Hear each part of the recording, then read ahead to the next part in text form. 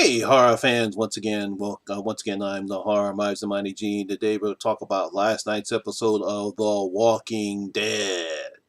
Now we begin with sort of some surreal scenes with some of the main characters. We see Rick, we see Daryl, we see Carol, we see Ezekiel, we see Aaron, and we see Tara and Jesus. Um, some real interesting images to begin with, and then we see people splitting up into certain factions. Um, we see Rick and Daryl. I believe that they're looking for the guns that the Saviors have stashed. They're trying to find them based upon the drawings and the map that Dwight gave them. We also see Carol and Ezekiel, they are trying to recover from an explosion that a Savior did that let loose a whole bunch of walkers, which they easily dispatched with the sense, but they know if they have to get that Savior from notifying the Saviors, but everything will end before it has begun. And we see Morgan, along with Tara and Jesus, they're at another sanctuary stronghold where they have to distract the walkers that are surrounding the area, some sort of moat. And that's what Morgan does. He distracts them while Diane, the archer, shoots two of the Saviors dead. So that's basically what's been happening here as we have these three sets of groups as all-out war continues against Negan and the Saviors. One of the things I actually found so unbelievable in this episode was the amount of fire ammunitions being fired, especially during Aaron's and Eric's encounter with a small outpost with Saviors. It seemed like they were just simply just shooting and shooting and shooting. Really didn't see anyone reloading. I'm like, oh, come on, guys, let's not suspend belief. Not that many people shoot that many rounds and not run out of ammunition. So that was a bit unbelievable in that scene.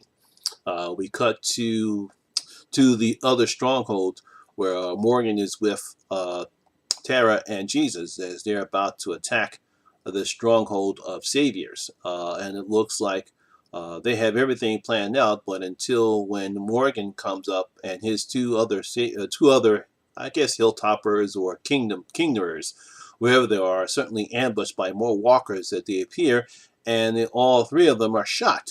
Oh no, is Morgan dead? Not Morgan, not the man.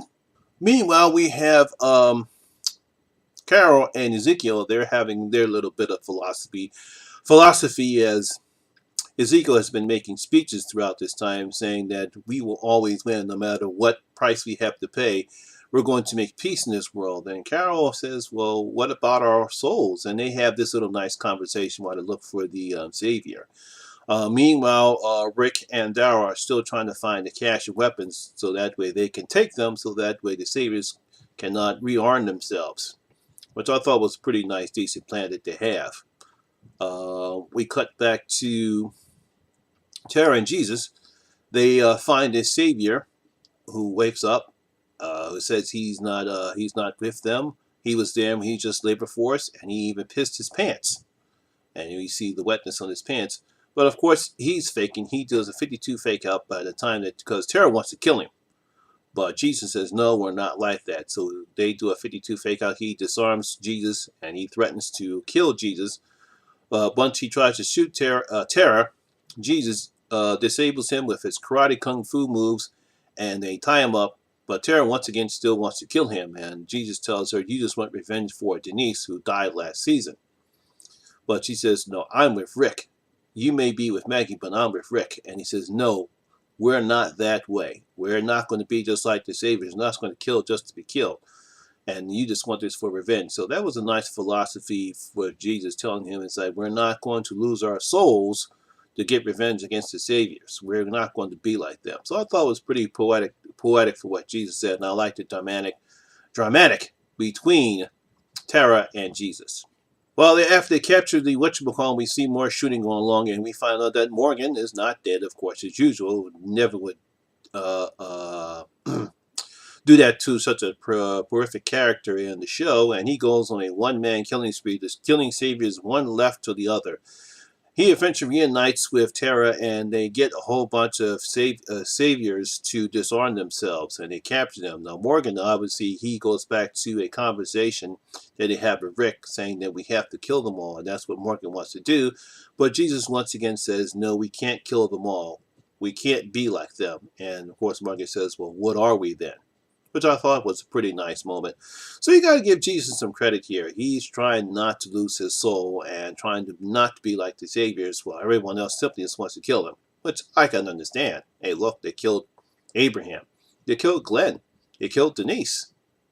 They're badasses. Meanwhile, back with Carol and Ezekiel, they eventually find the savior that they were looking for, and he gets mauled and ripped to shreds by Shiva, the tiger. Well, we haven't forgot about Shiva, have we? After that, once again, Ezekiel makes another one of his round speeches, meaning that we are still going to win the battle, and we're going to bring peace to this world. So you got to give Ezekiel credit.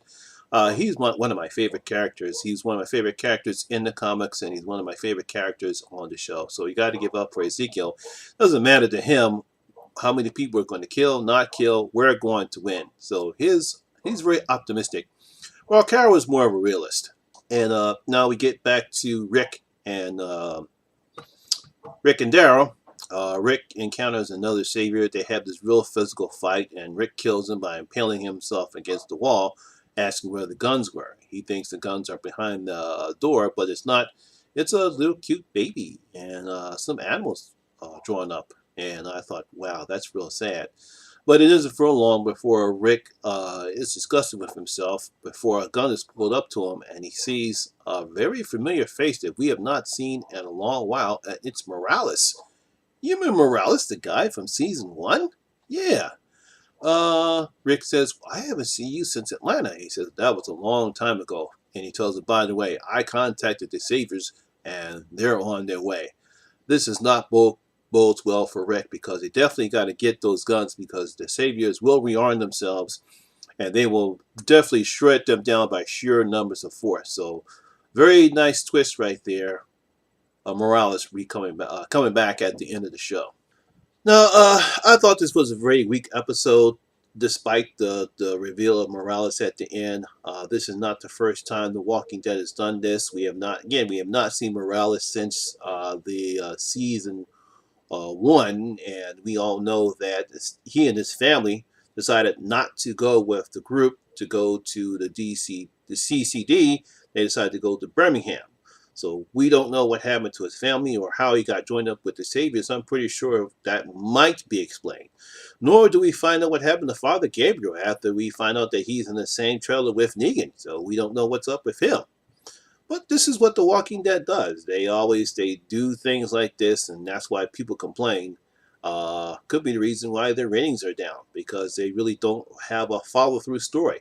Now, I understand that they do this because this is all part of all-out war, and these things are necessary because you have to continue your attack against the Saviors. You don't want them to gain a foothold, because they will win by sheer strength of numbers, because there's more saviors than there are of any of the 3 communities combined. So they have to keep this up. I just didn't like how they did this episode. I didn't like how it opened, and despite the twist, I didn't like it how it closed. I mean, he did have some nice fighting. He did have some nice fights. The physical fight with Rick and the Savior was pretty good. I liked the banter between Jesus and Tara. As Jesus tries to make sure that they don't become like the Saviors. But again, it does suspend some belief with some of the show, especially during the shootout between with Eric and Aaron. Eventually, they start killing some of the people, and they become walkers, and they start killing those people. So unfortunately, Aaron's lover, Eric, is shot, and he's bleeding profusely as well. But come on, guys. What if I'm reloading? There's no way in the world people can shoot for that period of a long time without reloading. Let's not take the audience for granted or think that we're stupid. Most of us are very, very intelligent. So, lackluster episode for me. So, my horror fans, what do you think about last night's episode of The Walking Dead? Did you think it was lackluster? For me, it's just another way how The Walking Dead does it. Or did you really like this episode? Comment below in the comment section. Let me know what you thought about last night's episode of The Walking Dead, and what's going to happen now that Morales is back. So that's my video for today. I will have my Q&A video up probably by tomorrow. That'll be my special gift for my you horror fans for Halloween. If you haven't answered any of the questions, or you've not asked me any questions, please leave them in the comments below, because I will have that up by tomorrow. Once again, if you did like this video, please give it a thumbs up. And this is your first time here, please hit that subscriber button and ring that notification bell. That way you can become part of the horror experience with me, the Horror Miser Monty G. And as usual, all my social media links will be down in the description box below as well. And again, I am on Facebook, Twitter, Instagram, and Letterboxd. And also, I'm in the group called Killer Flicks on Facebook, where we talk about horror 24/7. We talk about horror all day long, and on Fridays, it's free for all Fridays as well. So if you want to become part of that group on Killer Flicks, drop me a line and I'll get the moderators to get you in. Once again, my name is Lamont Smith, better known as the Horror Miser Monty G. And always remember, horror rules.